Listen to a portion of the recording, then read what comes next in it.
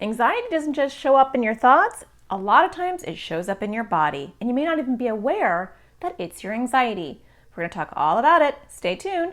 That's what's up next.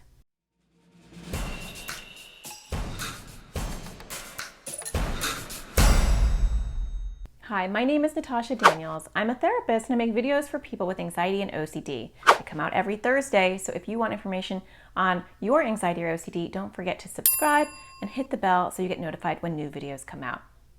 I want to talk about the physical symptoms of anxiety because a lot of times that gets completely missed. People think they have two separate issues. They've got their anxiety issue and then, oh my gosh, and I have all these physical things that are happening to my body. I don't know why. Some people are aware of it, but they don't use it in a way that can actually help you because no one likes to have stomach aches or headaches, and we'll go through all those. And they see it as a bad thing, which it is because it's not fun, but it's also an early indicator warning. It's like a warning system that says to you, woo-hoo, woo-hoo. Those are bad sirens. You're not okay. You're anxious about something, and you should probably figure that out. So I use that in my body because that's how it shows up for me. If I'm having stomach issues, I always ask myself, wait, what's going on? What am I doing a little bit later today or next or tomorrow? What was I just doing? I'm starting to think about why I might be feeling that way.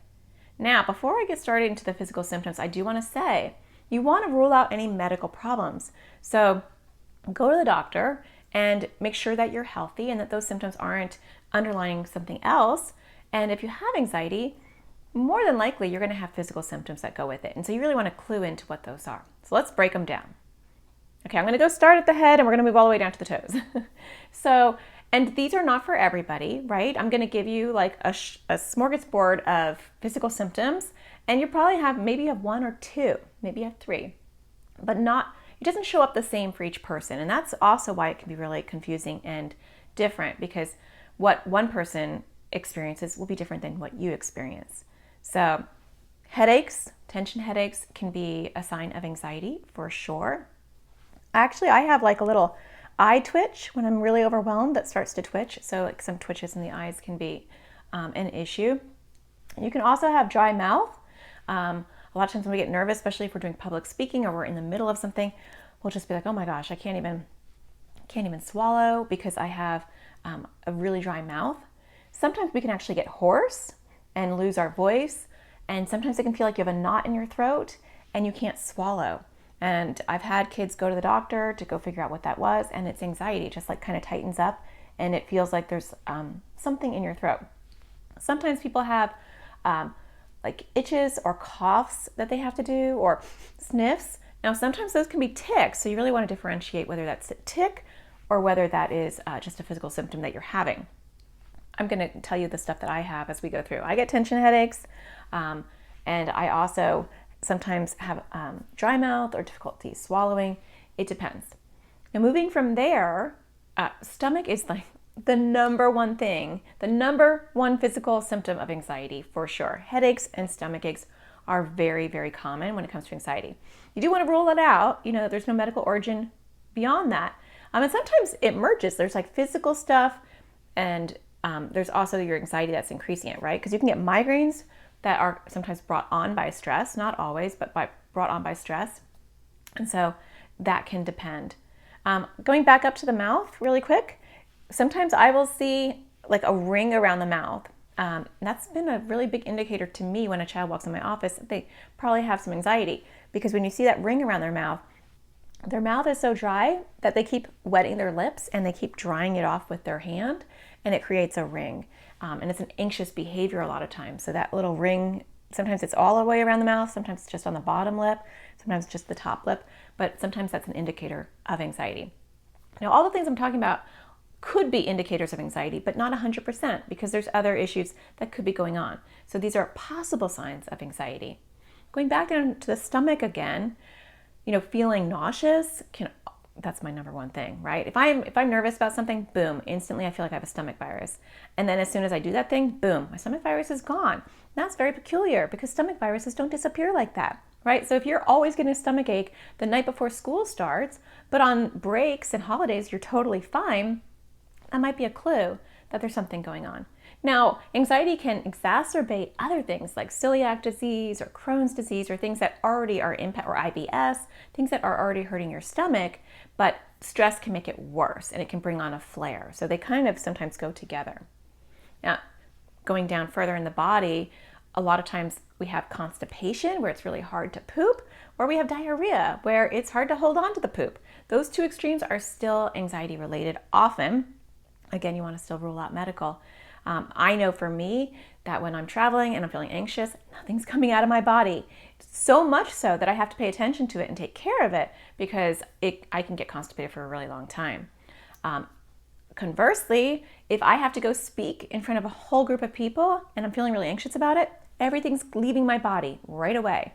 And so you might find that yo-yo behavior of constipation and diarrhea.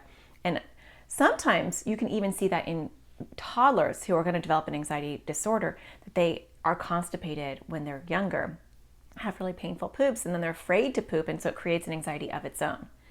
Okay, moving from there, we got the stomach, and I may not hit all of them, I'm just giving you the big gist.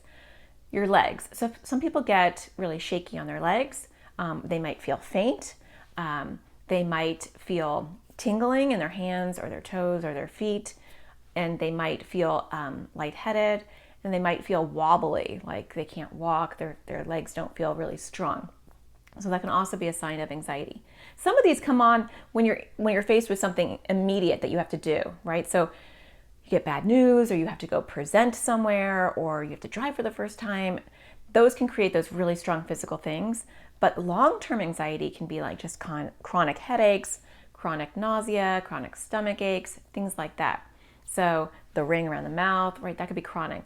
But the diarrhea or the shakiness or getting really clammy or sweaty, those are like in the moment panics when you have to go do something in that moment that you're freaking out about.